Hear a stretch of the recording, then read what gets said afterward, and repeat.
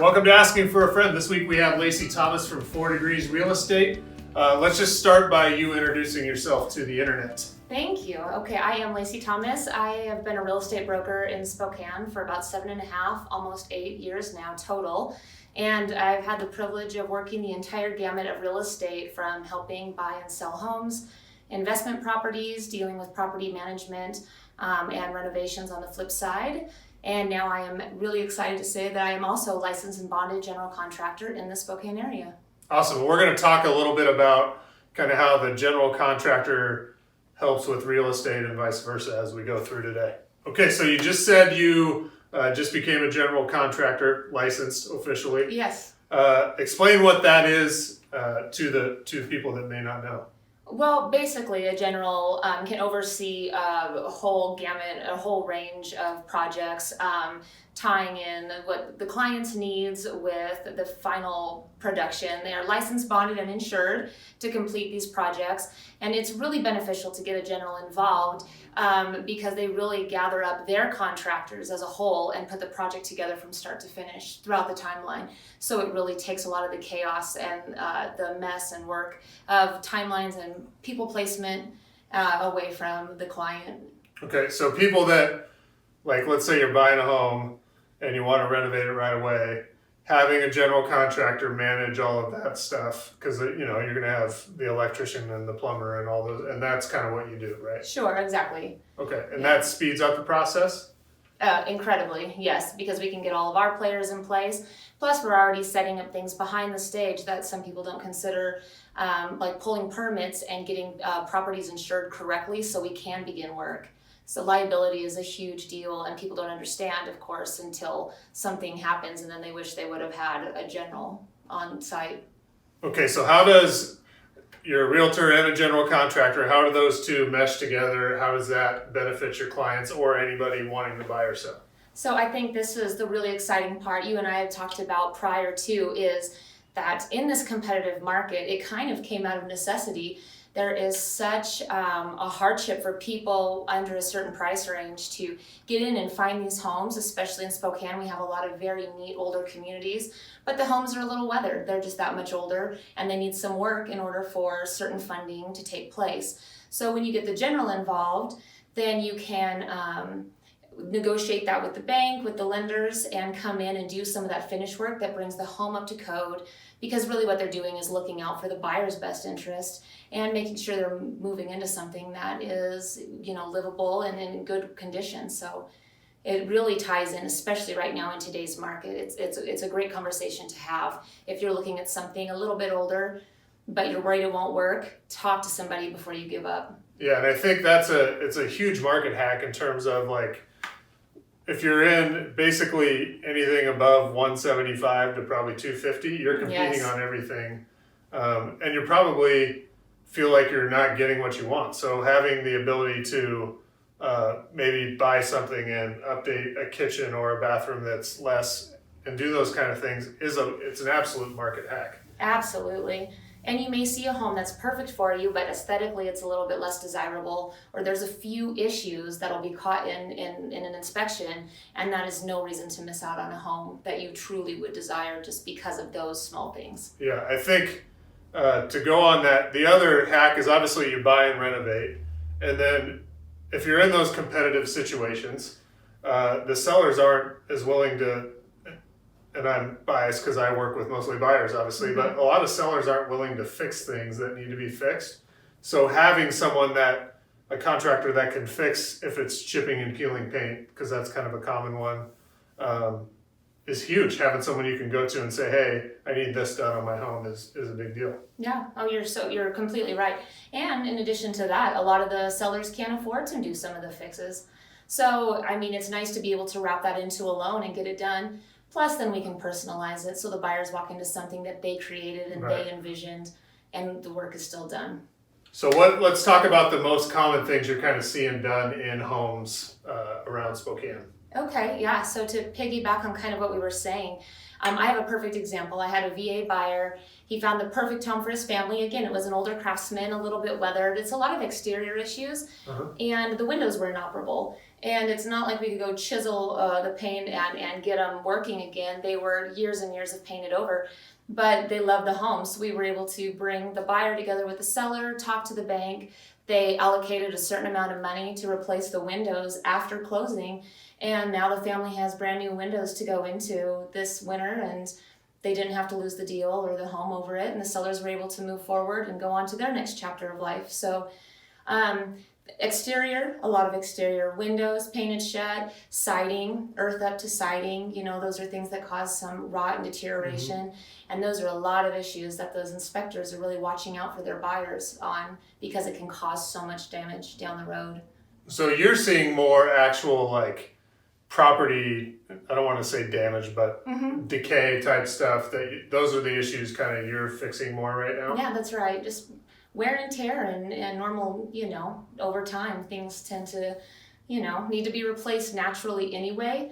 But there'll be a concern to the buyer depending on your lender. So it's important. Yeah. Are there, because I think one thing we need to make sure that people watching this know is that obviously those repairs matter big, right? Yes. But you also, there's cosmetic stuff, right? Yes. Like if people just want a new paint or new kitchen or whatever, are there those out there that you're seeing done too? Oh yeah, huge. Depending on what kind of disrepair the property is in, but we'll come in and tear out cabinets and flooring or replace pre-existing flooring. Some things are wear and tear, and others is just, poorly kept and maintained properties. So we're able to really do it all. But yes, bathrooms are a big one.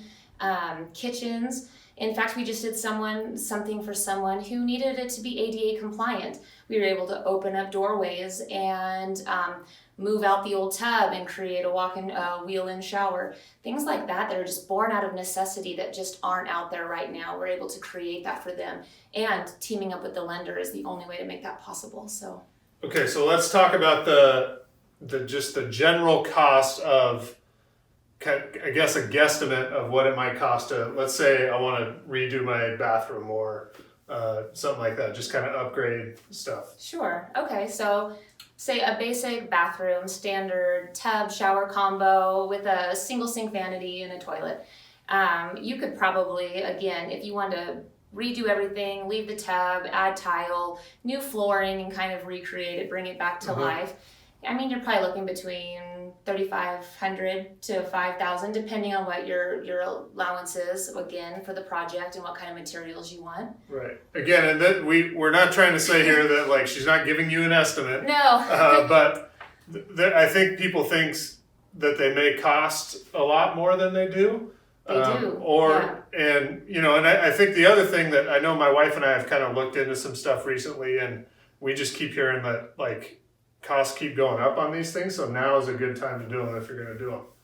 Well, now is always a good time to do anything, especially on your home. But sometimes it's not even the cost that's going up; it's just the difficulty finding the labor to get it done. So that's another reason why it's helpful to hire a general contractor and team up with your lenders to put it all together and wrap it in a loan. Because it really is hard right now finding good, skilled labor. I don't necessarily know the cost of a standard vanity has changed, but the cost of a good worker sure has, and the availability. So let's talk about the kitchen. I'm assuming that's probably the dream of everyone, to have the up-to-date kitchen. Yeah, it is. And that's where you can really spend some money. So if you're trying to do it because you're creating the dream kitchen, I don't know if that's what we're talking about for tying it into being able to buy. But if you're just trying to get it up to code and get it livable and workable, you can really do some nice stuff on a pretty good budget. So if you're looking at flooring, you can find some nice LVP or tile at some of these great spots we have around town, starting at $299, even $299, $399 a square foot. And that kind of mirrors the cost of labor, especially if you outsource it through the companies that you're purchasing the material from. I know we go to Fred's, a lot of places like that. We can get a complete appliance suite for around $3,100, really nice, something you'd recognize and know and trust. So, you can really start putting this together fairly inexpensive. I mean, it's still going to cost you, but it's going to come out beautiful. So is it 10, 20? Obviously it depends, but kind of where It kind of depends. Ours usually fall between the 10 and 15 marker, depending on our counter space. It's usually the cabinets and countertops. So depending on how far you're trying to stretch materials across the room, that's where you start to really absorb those costs. But, and again, backsplash, finish work, trim outs. Some people are opting to not have hardware right away, and other people go and buy the most expensive hardware. But so it just kind of depends. But yeah, you're right there in that ballpark to do it right, do it well, and get some good material. So what are some of the challenges people are going to face in the renovation process or the upgrade process? Well, speaking about the project specifically, you're going to have trouble finding labor right now. Everybody's hired out. I mean, this is really a booming time. So if you have good workers, they're usually busy, and so getting the guys, getting the timelines and everybody to fall in line and fall in place, that can be tricky sometimes. And you have to allow for those moments where somebody doesn't show up or somebody gets behind, and it kind of creates that domino effect where it puts the next contractor out behind them, because there is a series of events and ways to do this. You can't have everybody in there all at once. From a buyer's point of view or from a client's point of view, the expectation is tough because they really do think that the lender's going to loan them enough money for a gold-plated self-flushing toilet seat. Yeah. And it's just not real. I mean, you can have beautiful floors, but they're not going to be bamboo. I mean, those really big, gorgeous upgrades that people envision are just not realistic for the budget you're given. So it's good to create that expectation up front.